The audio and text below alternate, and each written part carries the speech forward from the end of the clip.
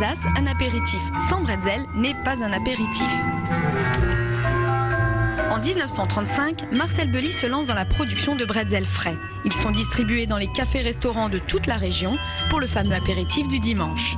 Après la naissance du stick, le mini bretzel apéritif fait son apparition à la fin des années 60. Le bretzel figurait déjà sur les armoiries de la Corporation des boulangers en 1500. C'est vraiment... Pour nous, Alsaciens, le bretzel est alsacien. La consommation en Alsace n'a jamais baissé, étant donné que ça a un lien direct avec la consommation de bière, mais aussi le vin. C'est un excellent complément. En fait, dans les cafés-bars, le bretzel frais a souvent été remplacé par ces produits que le restaurateur offre à ses clients, alors que dans le temps, il les vendait. 1,4 g, c'est le poids de ce petit gâteau alsacien. L'entreprise en fabrique près de 4000 tonnes par an et la demande dépasse nos frontières. Un franc succès. La recette traditionnelle de Monsieur Belly n'a d'ailleurs pas changé. La recette du bretzel est très simple, elle est composée à 99% de farine. On y rajoute de l'eau pour le pétrissage, il y a de la levure, du malt, un peu de matière grasse et une pincée de sel. La pâte est pétrie durant 15 minutes avant de prendre le chemin de l'extrudeuse. Ce sont deux rouleaux juste au-dessus qui alimentent sur demande. Les deux rouleaux qui se trouvent en dessous, donc un rouleau cannelé qui alimente, le rouleau mouleur comme on l'appelle, qui est en bronze et comme on peut le voir qui a des empreintes de petits bretzels. Ensuite les bretzels sont démoulés sur une bande spécifique. Ensuite ils arrivent sur le bain de soude, donc on peut voir la soude échauffée.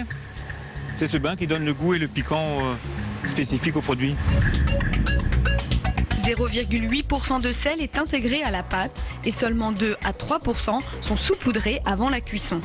Donc libre choix aux consommateurs de manger des bretzels plus ou moins salés. Le sel mis sur les bretzels, on peut l'enlever facilement. On utilise d'ailleurs un sel assez calibré qui fait 1,2 à 1,6 mm qui permet aux gens qui veulent le consommer sans sel de l'enlever très facilement.